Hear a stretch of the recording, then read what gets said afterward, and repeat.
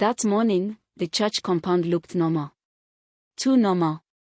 Miriam stood by the notice board, handbag tight against her side. From far, you would think she was just waiting, maybe checking announcements. Nothing about her showed trouble. But inside that bag, something heavy was waiting. Pictures. Not small pictures. The kind you don't explain. The kind you pray nobody sees. She didn't open the bag. She didn't need to. She already knew what was inside, and she already knew who put them there. Across the road, one young man stood like he was waiting for bus. Head down, phone in hand. But Miriam knew that pose. She had seen it before. Too many times. When he lifted his head, even for 1 second, she knew her secret had grown legs. He didn't come closer. He didn't need to. The message had already been delivered. A car passed. Then another. When she looked again, the boy was gone. Church bell rang. Clean sound. Holy sound. As if nothing was wrong. Miriam adjusted her bag, lifted her chin, and walked inside. Same steps. Same grace. Same smile ready. But this time, her secret had followed her to church. The strange thing about the pastor's wife was not noise or drama. It was how alive she was. The kind of aliveness that makes people pause small, like they want to listen even when she has not spoken. Miriam did not force attention, attention followed her. Every morning, she woke before her husband. Not because she had to, but because she liked it. She would stretch her body slowly, roll her shoulders, hum something low. That early hour belonged to her alone. She moved through the house like she owned time itself. From bedroom to kitchen, barefoot on cold tiles, hips moving without effort. The house seemed used to her energy, like it knew her steps by heart.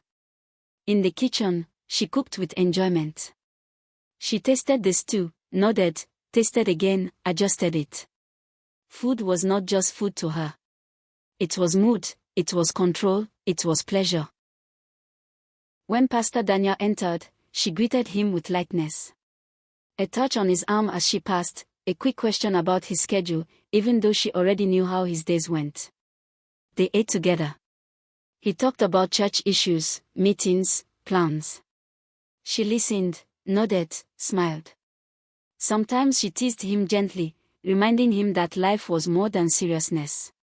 After he left, she cleaned the kitchen without rushing. When she finished, she went back to the bedroom to dress.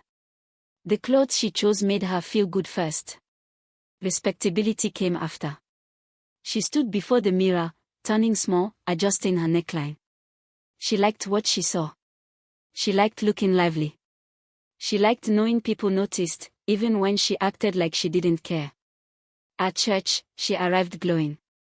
She greeted people easily, laughter soft but present. It carried just enough to make heads turn.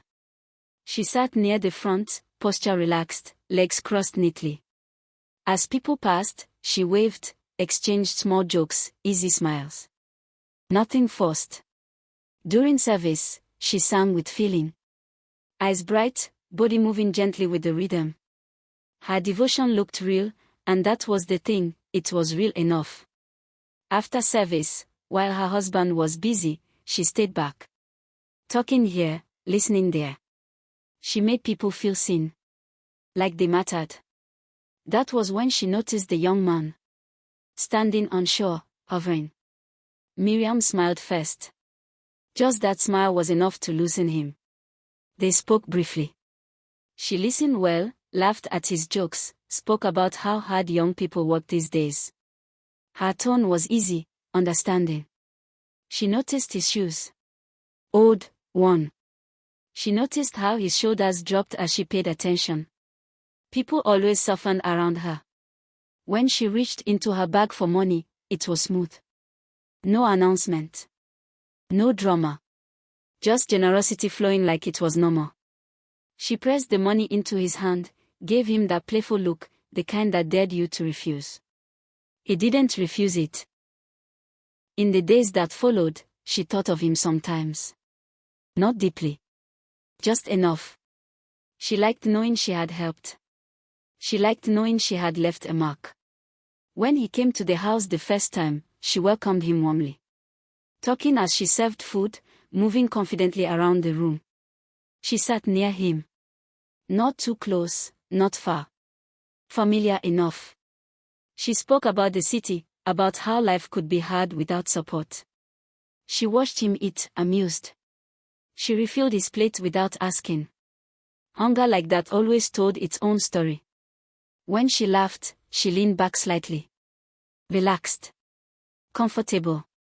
Fully in control of the moment. As he prepared to leave, she stood. She brushed past him lightly. The touch was quick, but it stayed. She told him he could come again anytime. Casual. Like it meant nothing. After he left, she cleaned up again, humming softly, clearly pleased with the interaction. Next Sunday, she noticed him sitting closer in the church. Watching her, eyes alert, following her movements when he thought she wasn't looking. She met his eyes briefly, smiled, then looked away slowly, letting the moment stretch. Beside her husband, she sang and clapped softly, fully present, fully respectable. She enjoyed the contrast. The clean, ideal image the congregation saw and the quiet control she exercised beneath it. As service ended, she stood tall, glowing, lively. Already aware this was only the beginning. Nobody knew Miriam had lived this life before. Young men knew her in whispers, calls, quiet meetings. Church did not know. Her husband did not know. She kept her words separate, different phones, different times, different faces. Never crossed lines carelessly. Until that Sunday. One of her sugar boys appeared in the church compound. Her body reacted before her face did. Slight pause, one breath too long.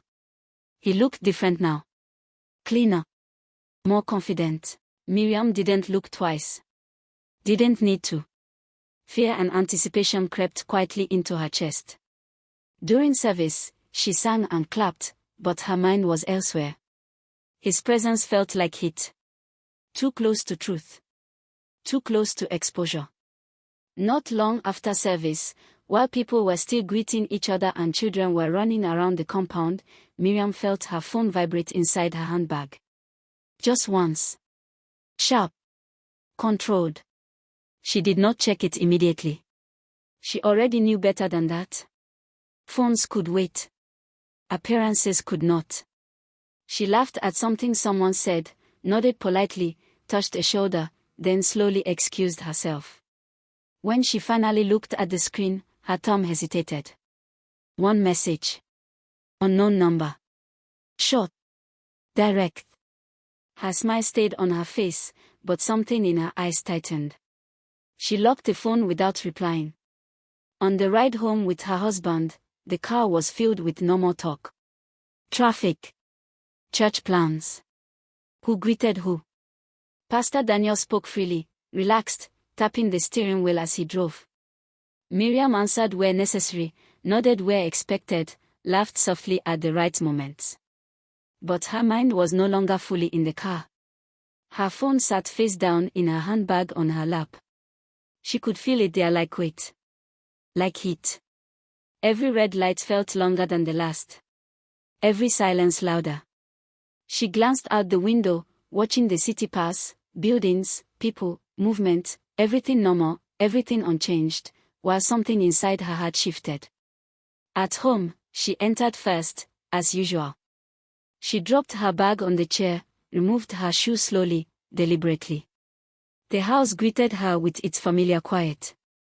For a moment, she just stood there, breathing, listening to the sound of her own thoughts. She went into the kitchen and began to cook. The pot came out. The stove clicked on.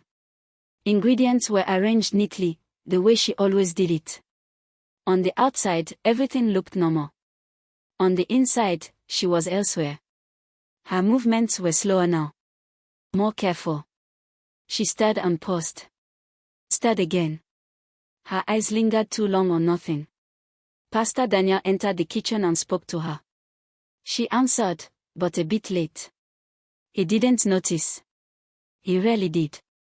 She smiled, but it didn't fully reach her eyes this time. When she tasted the food, she frowned slightly, adjusted the seasoning, then adjusted it again, even though it was already right. She washed her hands and wiped them slowly on a towel, standing there longer than necessary. The phone vibrated again from the other room. This time, she didn't move. Later, when she was alone, she finally picked it up. Another message. This one clearer. Farmer. Not a threat. Not yet. Just enough to remind her that someone else now held part of her story.